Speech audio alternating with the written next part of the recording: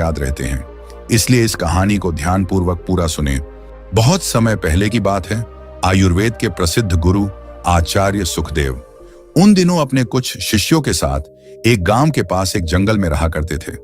एक दिन वह गुरु अपने सभी शिष्यों को उपदेश दे रहे थे और उनसे कह रहे थे, बच्चों, भगवान गौतम बुद्ध ने 4 महत्वपूर्ण नियमों के बारे में दुनिया के लोगों को बताया है और आज मैं आपको उन्हीं नियमों के बारे में बताने जा रहा हूं जिनका अगर आप हमेशा पालन करेंगे तो आप जीवन भर कभी बीमार नहीं पड़ेंगे और ना ही कभी आपको कोई बीमारी होगी।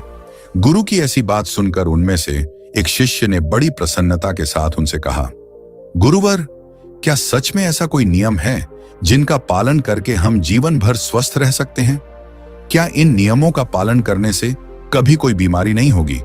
तब गुरु मुस्कुराते हुए उस शिष्य से कहते हैं, हाँ पुत्र, यदि आप इन नियमों का पालन करते हैं तो आप जीवन भर स्वस्थ रहेंगे और आपको जीवन में कभी कोई बीमारी नहीं होगी।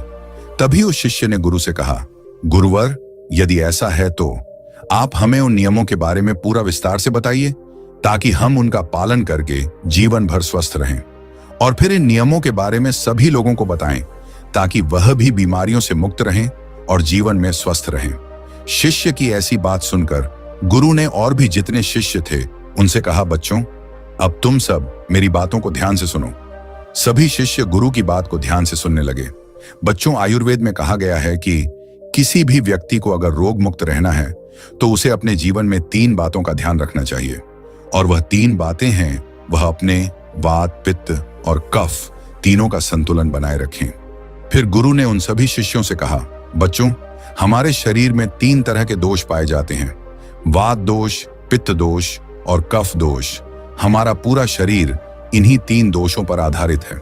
फिर इसके बाद गुरु ने उन सभी शिष्यों से कहा, बच्चों, जब वात दोष बहुत ज्यादा बिगड़ जाता है तो हमारे शरीर में 80 से ज्यादा रोग प्रवेश करते हैं, जैसे घुटनों के दर्द, कमर दर्द, कंधों का दर्द, बीपी कम और ज्यादा होना, हार्ट अटैक जैसे इत्यादि बीमारियां। और जब पित्त दोष बिगड़ जाता है तो 40 रोग हमारे शरीर के अंदर प्रवेश करते हैं, जैसे एसिडिटी, अल्सर, पेट में जलन, छाती में जलन, खाना हजम ना होना इत्यादि। ये सब पित्त बिगड़ने के कारण होता है। और जब कफ दोष बिगड़ जाता है तो 20 रोग हमारे शरीर के अंदर प्रवेश करते हैं, जैसे मोटापा। और जब मोटापा बढ़ जाता है तो 20 रोग आ जाते हैं शरीर में। इसके बाद गुरु उन सभी शिष्यों से कहते हैं, बच्चों, सर्दी, खांसी, जुकाम से लेकर जितनी भी बड़ी बड़ी बीमारियां हैं, कैंसर तक जो आखिरी रोग माना जाता है, वह वात, पित्त, कफ के बिगड़ने के कारण ही होते हैं। और वात, पित्त और कफ को संतुलन में रखने के लिए आयुर्वेद में बहुत सारे नियम बताए गए हैं, लेकिन आज मैं आपको उन नियमों में से 4 ऐसे नियम बताऊंगा जिनका पालन करके आप अपने इन तीनों दोषों को संतुलन में रख सकते हैं। फिर गुरु उन सभी शिष्यों से कहते हैं, बच्चों, अगर आपके वात, पित्त और कफ तीनों दोष संतुलन में रहे तो इसके लिए आपको पहला नियम अपनाना है और वह नियम यह है कि आपको खाना खाने के तुरंत बाद पानी नहीं पीना चाहिए। और आपको ऐसा क्यों नहीं करना चाहिए, इसके बारे में आप ध्यान से सुनो। बच्चों, बहुत से लोग खाना खाने के तुरंत बाद पानी पी लेते हैं और कुछ लोग बिना पानी के खाना ही नहीं खाते। कुछ लोग एक निवाला खाने के बाद एक घूंट पानी पीते हैं। लेकिन खाना खाने के बाद पानी कभी नहीं पीना चाहिए, क्योंकि अगर भोजन के अंत में पानी पियोगे तो वह जहर पीने के जैसा होगा।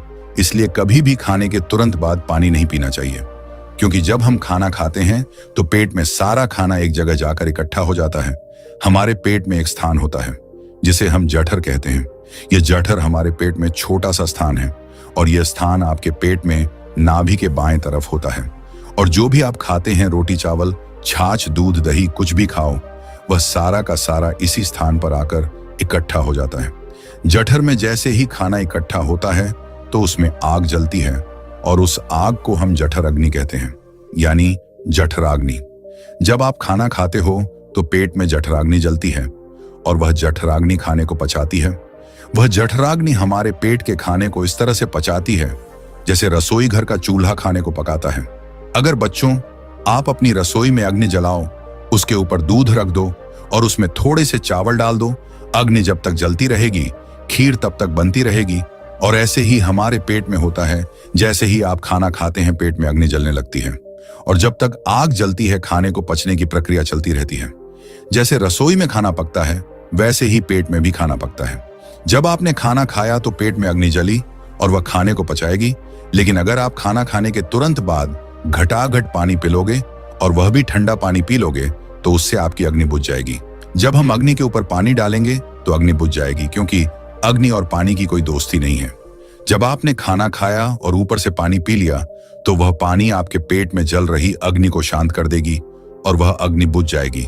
जैसे जलती हुई आग पर हम पानी डालते हैं और वह आग बुझ जाती है, उसी प्रकार से आपके पेट में जल रही अग्नि भी पानी पीने से बुझ जाएगी और फिर खाना पचेगा ही नहीं। फिर वह पेट में पड़ा पड़ा सड़ने लगेगा और सड़ा हुआ खाना आपके लिए विष की तरह काम करेगा और आप जिंदगी भर बीमार पड़ते रहेंगे। फिर इसके बाद गुरु उन सभी शिष्यों से कहते हैं, बच्चों आपने देखा होगा कि कई लोगों को पेट में बहुत ज्यादा गैस बनती है और यह गैस उन्हीं को बनती है जिनका खाना हजम नहीं होता। कई लोगों को पेट में जलन होती है और यह जलन उन्हीं को होती है जिनका खाना नहीं पचता। कुछ लोगों का पेट एकदम से फूल जाता है और यह भी तभी होता है जब खाना पचता नहीं है, और जब खाना पचेगा नहीं तो वह सड़ेगा, और जब खाना सड़ेगा तो वह विष पैदा करेगा और वह विष आपको बीमार करेगा। इसलिए खाना खाते ही पानी नहीं पीना चाहिए। गुरु की ऐसी बात सुनकर उनमें से एक शिष्य गुरु से कहने लगा, गुरुदेव अगर खाना खाने के बाद हमें पानी नहीं पीना है तो हमें कितनी देर के बाद पानी पीना चाहिए? तब गुरु ने इस बात का जवाब देते हुए कहा, बच्चों आपको पानी कम से कम 1 घंटे तक नहीं पीना है। 1 घंटे के बाद आप पानी पी सकते हैं, और 1 घंटे तक पानी आपको इसलिए नहीं पीना है क्योंकि यह जो पेट में अग्नि जलने की प्रक्रिया है वह लगभग 1 घंटे तक ही चलती है। उसके बाद पेट में अग्नि अपने आप शांत हो जाती है और उसके बाद आप पानी पी सकते हैं। बच्चों मान लो अगर आपने खाना 10 बजे खाया है तो आप 11 बजे पानी पीजिए, और अगर आप 11 बजे खाते हैं तो 12 बजे पानी पीजिए, यानी 1 घंटे बाद पानी पिए। जब गुरु यह सब बता रहे थे तभी उनमें से एक शिष्य ने गुरु से पूछा, गुरुदेव क्या हम खाना खाने से पहले पानी पी सकते, और क्या हम खाना खाने के बीच में पानी पी सकते हैं? तब गुरु ने उस शिष्य की बात का जवाब देते हुए कहा, बेटा आप खाना खाने के 40 मिनट पहले पेट भर के पानी पी सकते हैं, और यदि आपको खाना खाने के बीच में पानी पीना है तो आप 1 घूंट पानी पी सकते हैं। इससे ज्यादा आपको पानी नहीं पीना है। गुरु जब यह बात उस शिष्य को बता रहे थे तभी एक दूसरे शिष्य ने उनसे सवाल किया, गुरुवर अगर हम पानी नहीं पी सकते तो फिर हम खाना खाने के बाद क्या पी सकते? क्योंकि खाना खाने के तुरंत बाद हमें बहुत तेज प्यास लगती है। तब गुरु ने उसकी बात का जवाब देते हुए कहा, बच्चों खाना खाने के बाद पानी तो नहीं पी सकते, लेकिन अगर आप खाना खाने के बाद कुछ पीना चाहते हैं तो आप दही की लस्सी पी सकते हैं, छाछ पी सकते हैं, दूध पी सकते हैं। खाना खाने के तुरंत बाद आप फलों का रस पी सकते हैं, लेकिन पानी आपको 1 घंटे बाद ही पीना है। एक बात आपको और ध्यान रखनी है, सुबह का आप जो नाश्ता करते हैं और उस समय आपको प्यास लगती है तो उस समय आप फलों का रस पीजिए, और दोपहर का खाना खाने के बाद आप लस्सी छाछ पीजिए, और रात का खाना खाने के बाद आप दूध पीजिए। जो भी लोग इस नियम का पालन करते हैं जीवन में कभी भी उनको रोग नहीं होंगे, और वात पित्त कफ ये तीनों ही एक छोटे से नियम से संतुलन में आ जाएंगे। इसके बाद गुरु ने उन सभी शिष्यों को दूसरा नियम बताते हुए कहा, बच्चों दूसरा नियम यह है कि जब भी आप पानी पिए तो पानी को घूंट घूंट करके ही पिए। जिस तरह से आप चाय को पीते हैं इस तरह से आप पानी को भी पिए। जैसे आप चाय को शिप शिप करके पीते हैं उसी तरह से पानी को भी घूंट घूंट करके पीजिए। लेकिन बच्चों बहुत से लोग पानी का गिलास लेते हैं और उसे मुंह से लगाकर गटागट पानी पी लेते हैं, और यह तरीका बिल्कुल गलत है। आप एक बार में 1 घूंट पानी ही पिएं, क्योंकि इससे आपके मुंह की लार उस पानी में मिल जाती है और फिर वह पेट के अंदर जाती है। ये जो मुंह की लार होती है वह क्षारीय होती है और पेट में हमेशा अम्ल एसिड बनता रहता है। तो जब आप पानी को घूंट घूंट करके पीते हैं तो इससे धीरे धीरे मुंह की सारी लार आपके पेट के अंदर जाती है और क्षारीय पदार्थ पेट के अम्लीय पदार्थ के साथ मिल जाता है, जिससे किसी भी व्यक्ति को पेट में अम्लता नहीं होती, उसे एसिडिटी नहीं होती। और जब पेट में अम्लता नहीं होती, एसिडिटी नहीं होती, तो रक्त में भी अम्लता नहीं होती, और जिनके रक्त में अम्लता नहीं होती उन्हें जीवन में कभी भी वात पित्त कफ का असंतुलन नहीं होता। ये तीनों दोष संतुलन में रहते हैं, जिससे वह जीवन भर स्वस्थ रहते हैं। इसलिए पानी को घूंट घूंट करके ही पीना चाहिए। फिर इसके बाद गुरु उन सभी शिष्यों से कहते हैं, बच्चों आप मनुष्य को छोड़कर पशु पक्षियों को देखो। पशु पक्षी भी घुट घुट करके ही पानी पीते हैं। चिड़िया जब पानी पीती है तो अपनी चोंच में 1 बूंद ही पानी लेती है, इससे ज्यादा वह पानी नहीं लेती, और फिर अपनी चोंच को अच्छी तरह से चलाती है और उस पानी को अपने अंदर लेती है। वैसे ही जब एक कुत्ता पानी पीता है तो वह भी पानी को चाट छाट कर ही पीता है। वह भी एक सांस में पानी नहीं पीता। शेर, चीता, भालू सभी जानवर पानी को चाट छाट कर ही पीते हैं। इसलिए इन सभी जानवरों को, इन सभी पक्षियों को कोई भी बीमारी नहीं है। ना ही किसी पक्षी को आर्थराइटिस है, न ही किसी जानवर को डायबिटीज है, और ना ही किसी पक्षी को शुगर है, और ना ही किसी जानवर को अन्य रोग है। कोई भी जानवर ओवरवेट नहीं है, कोई भी पक्षी ओवरवेट नहीं है। किसी भी पशु पक्षी को एसिडिटी की प्रॉब्लम नहीं है। सभी सलामत और फिट हैं। और यह इसीलिए है क्योंकि वह पानी को घुट घुट करके पीते हैं या फिर छाट कर पीते हैं। जबकि इन पशु पक्षियों को कोई नहीं सिखाता, न ही इनका कोई गुरु होता है और न ही कोई इन्हें शिक्षा प्रदान करता है। जबकि मनुष्य सब कुछ जानते हुए भी बेवकूफ बना रहता है। मनुष्य को तो शिक्षा भी दी जाती है, लेकिन इसके बावजूद भी वह उस शिक्षा का सही तरीके से उपयोग नहीं करता। जबकि पशु और पक्षी जन्म से ही यह ज्ञान सीख कर आते हैं और उसका अच्छे से पालन भी करते हैं, और इसीलिए वे स्वस्थ रहते हैं। अगर आप भी इस नियम का पालन करते हैं तो आप भी जीवन भर स्वस्थ रहेंगे। फिर इसके बाद गुरु उन सभी शिष्यों से कहते हैं, बच्चों, अब मैं तुम्हें तीसरा नियम बताता हूं, और वो तीसरा नियम है, जीवन में कितनी भी प्यास लगे लेकिन आपको ठंडा पानी बिल्कुल नहीं पीना है। बर्फ डाला हुआ पानी और फ्रिज में रखा हुआ पानी तो आपको कभी भी नहीं पीना है, क्योंकि शरीर आपका गर्म है और पानी आपका ठंडा है। और ऐसे में जब आप ठंडा पानी पीते हैं तो आपका पेट तो गर्म रहता है, लेकिन जैसे ही आप ठंडा पानी पीते हैं तो आपके पेट में झगड़ा होना शुरू हो जाता है। क्योंकि जब आप नॉर्मल पानी पीते हैं तो इससे आपके पेट को उस पानी को गर्म नहीं करना पड़ता और वह पानी आपके शरीर में अच्छी तरह से सप्लाई हो जाता है। फिर गुरु ने उन सभी शिष्यों से कहा, बच्चों, अगर आपको ठंडा पानी पीना ही है तो आप मिट्टी के घड़े का पानी पी सकते हैं। वह आपके स्वास्थ्य के लिए बिल्कुल लाभदायक है। वह आपको नुकसान भी नहीं पहुंचाएगा। अगर आप इस नियम को अपनाते हो तो आप जीवन भर स्वस्थ रहेंगे। फिर गुरु अपने शिष्यों को चौथा नियम समझाते हुए कहते हैं, बच्चों, सुबह की शुरुआत जैसे होगी वैसा ही पूरा दिन बीतेगा। इसलिए पहला काम जो आपको करना है वह है पानी पीना। शिष्यों ने जिज्ञासा से पूछा, गुरुदेव, सुबह उठते ही पानी पीने से क्या लाभ होता है? गुरु ने मुस्कुराते हुए कहा, जब भी आपकी आंख खुले सबसे पहले 2 से 3 गिलास गुनगुना पानी पिएं और उसके बाद ही शौचालय जाएं। ऐसा करने से आपको 2 बड़े लाभ मिलेंगे। पहला लाभ यह है कि आपका पेट तुरंत साफ होगा। बच्चों, रात भर आपके शरीर ने भोजन को पचाने का काम किया होता है और मल निष्कासन के लिए तैयार रहता है। जैसे ही आप सुबह उठकर पानी पीते हैं, यह सीधा आपकी बड़ी आंत में जाता है और उसे सक्रिय कर देता है।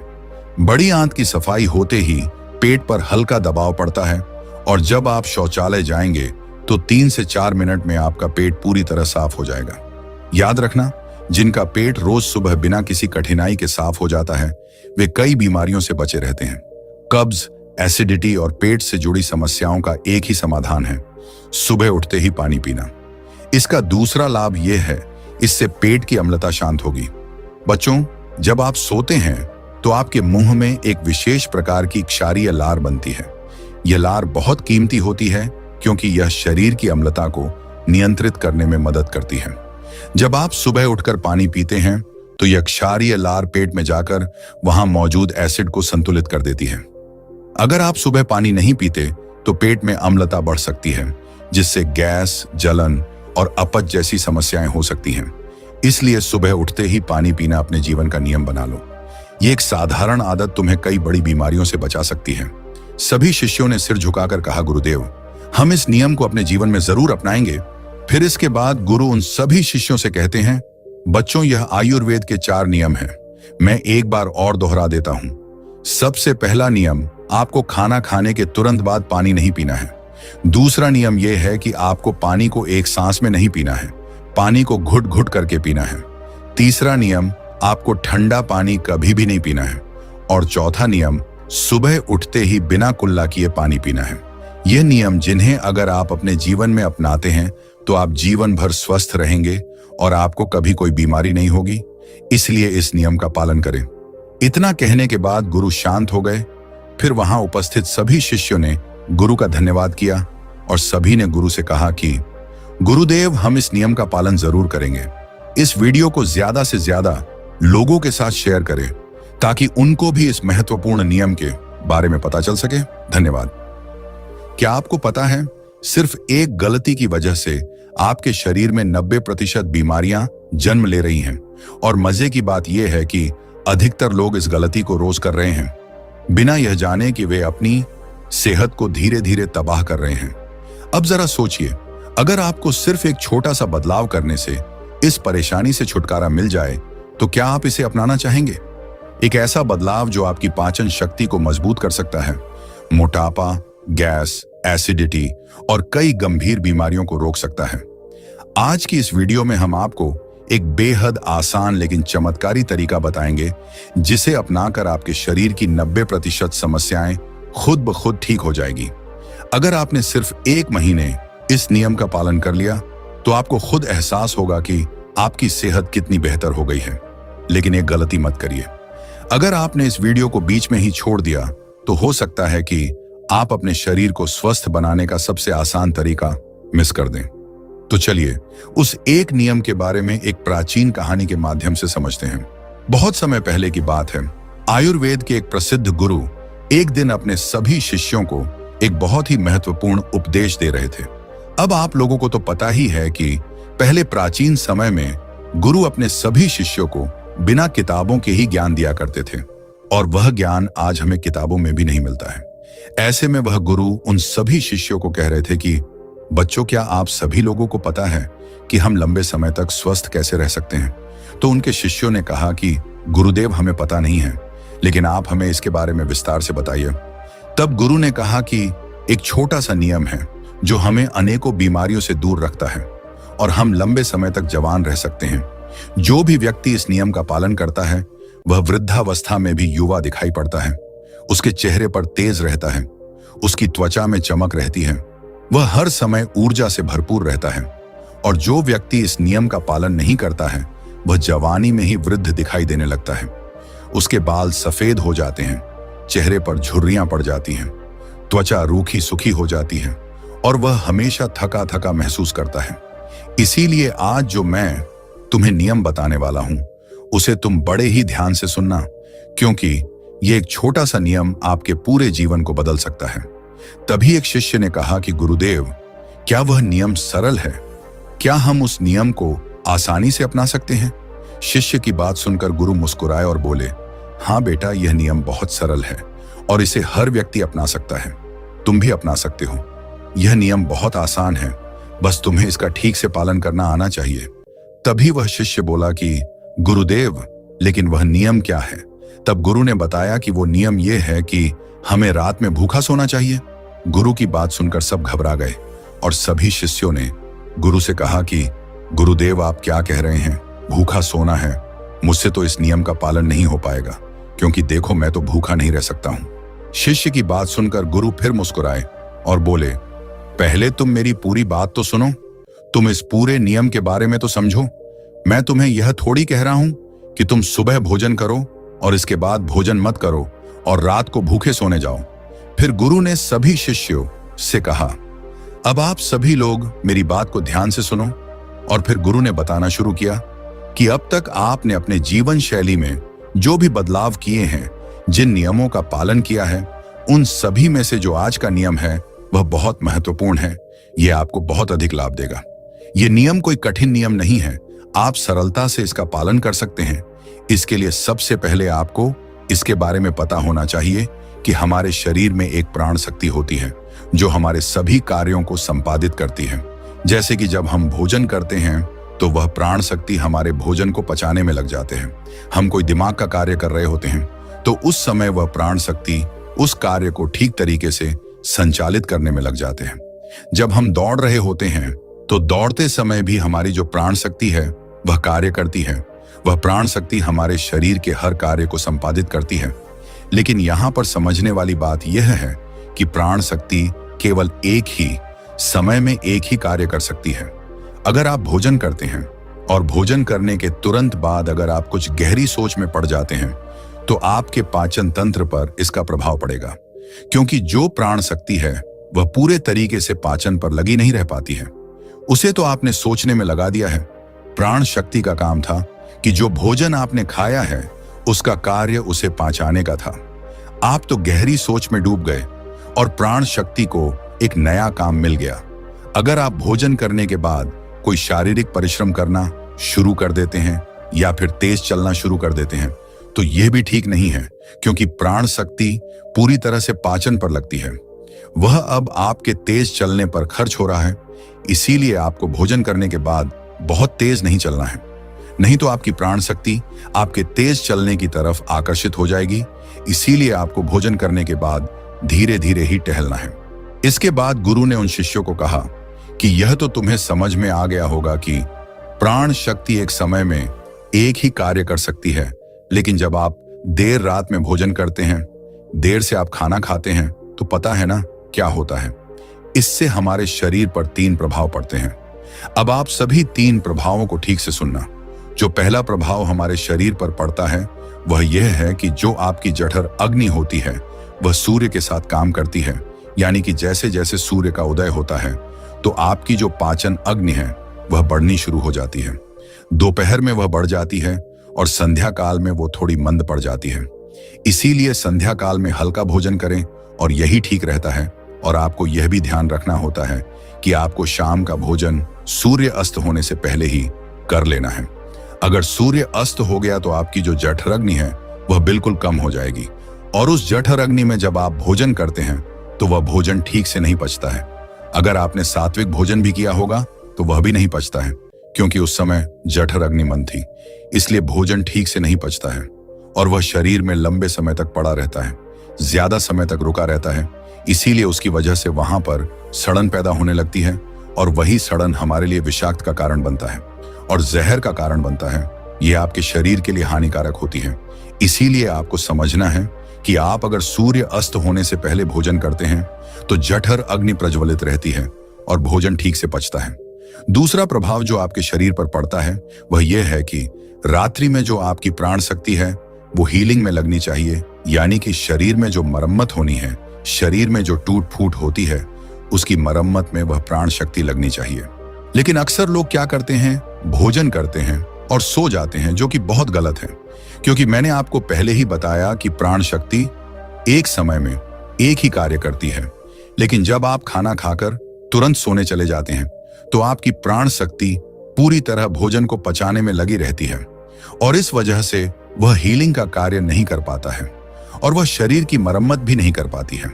और जब वह प्रक्रिया निरंतर चलती रहती है, यानी कि आप खाते हैं और सो जाते हैं, तो फिर बहुत सारी बीमारियां शुरू होने लग जाती हैं, क्योंकि आपके शरीर की मरम्मत हो ही नहीं पाती है। आपकी प्राण शक्ति ठीक से अपना कार्य नहीं कर पाती है और वह मरम्मत का कार्य नहीं कर पाती है, और इसी वजह से अनेक बीमारियां पैदा हो जाती हैं। तीसरा प्रभाव जो हमारे शरीर पर पड़ता है या आता है वह यह है कि जब आप भोजन करने के तुरंत बाद सोने चले जाते हैं तो आपका दिमाग कहता है कि मुझे तो नींद चाहिए, और आपका शरीर भी यही कहता है कि मुझे तो नींद चाहिए। लेकिन आपका पाचन तंत्र क्या कहता है कि अभी मैं सक्रिय हूं, मुझे तुमने काम दिया है, अब इस काम को मुझे करना है। तो आप भी जागते रहोगे, तभी तो मैं अपना कार्य ठीक से कर पाऊंगा। यानी कि 2 विरोधाभासी स्थितियां पैदा हो जाती हैं। दिमाग की तरफ से सो जाओ और पेट की तरफ से जागो। ऐसी स्थिति में नींद गहरी नहीं हो पाती है, और गहरी नींद ना होने के कारण शरीर को आराम भी नहीं मिल पाता है। आप सो तो जाते हैं 7 घंटे 8 घंटे, लेकिन सुबह उठने में आपको कठिनाई होती है। आप दिन भर ऊर्जावान महसूस भी नहीं कर पाते हैं, और ऐसा इसलिए होता है क्योंकि रात भर प्राण शक्ति ठीक से शरीर की मरम्मत, शरीर की हीलिंग का काम नहीं कर पाई। आपकी जठर अग्नि, आपकी प्राण शक्ति पूरी तरह से पाचन तंत्र पर केंद्रित रही। उसने पूरी रात भोजन को पचाने में ही अपना समय लगा दिया, और फिर जैसे आप सुबह उठते हैं तो हम उठते ही फिर कुछ खा लेते हैं, और इसी वजह से बार बार खाने से हमारी प्राण शक्ति पूरी तरह से पाचन पर ही लगी रहती है, और शरीर के दूसरे कार्य मंद पड़े रहते हैं, जो कि शरीर के लिए बहुत जरूरी थे। ये 3 प्रभाव थे जो हमारे शरीर पर पड़ते हैं। अगर आप सूर्य अस्त होने के बाद भोजन करते हैं और भारी भोजन खाते हैं, इससे आपकी पाचन प्रणाली पूरी तरह से बिगड़ जाती है, खत्म हो जाती है, और फिर आप इसे ठीक करने के लिए चूर्ण लेते हैं, अनेक प्रकार के तरीके अपनाते हैं, तब भी ये ठीक नहीं हो पाते हैं। लेकिन जो स्वाभाविक प्रणाली है उस पर तो आप ध्यान नहीं देते हैं। ये स्वाभाविक प्रणाली जो परमात्मा ने आपको दिया है, जिससे आपका शरीर खुद ही खुद को साफ कर लेता है, खुद ही खुद की बीमारियों को ठीक कर लेता है। फिर गुरु सभी शिष्यों से कहते हैं कि अब मेरी बात को ध्यान से सुनो। शरीर अपनी बीमारियां अपने आप ठीक करेगा, लेकिन उसके लिए तुम्हें क्या करना है, इस बात को समझो। इसके लिए आपको 7 बजे से पहले अपना आहार लेना है। अगर आप 7 बजे से पहले भोजन कर लेते हैं, तो उसके बाद आप 10 बजे तक सोने के लिए जाते हैं, तो आपके पास लगभग 3 घंटे का समय होता है। और जो यह 3 घंटे का समय होता है, और इसमें जो भी आपने हल्का फुल्का भोजन किया है, वह आपके पेट से नीचे उतरना शुरू हो जाता है और उसका अर्ध पचन हो जाता है, यानी कि पाचन का आधा कार्य समाप्त हो जाता है। उसके बाद आप सो जाते हैं, तो सोने के बाद 1 बजे तक आपका भोजन ठीक से पच भी जाता है, यानी आपने 7